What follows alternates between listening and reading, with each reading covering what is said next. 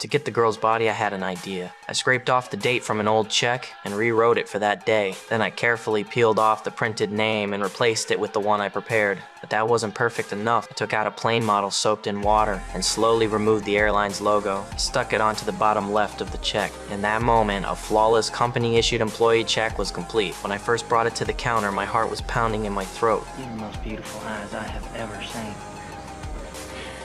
Yeah, I do get that all the time.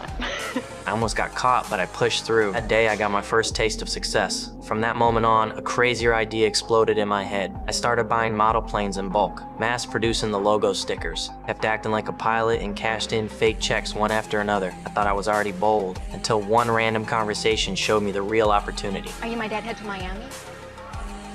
Yes. Girl mentioned pilots could fly company planes for free, anywhere, anytime. I was hooked. Not long after, a flight attendant took me into the cockpit. She smiled and introduced me to the captain, then gave me a seat by the wall. It was my first time on a plane. I was nervous, but I didn't let it show. After that, I started catching free rides, flying across 26 countries, cashing fake checks the whole way. I wanted to forge real bank check, and for that, I needed serial numbers. I sweet-talked my way into a bank and got the code data, but I wasn't done. I still needed a check encoder. I paid big money at an auction for an old, nearly broken check printer. Only that machine could make checks good enough to fool banks. But I got greedy, too flashy. The checks finally caught the FBI's eye. Agent Carl traced the cash flow through the places I had stayed. What are you saying? You still here?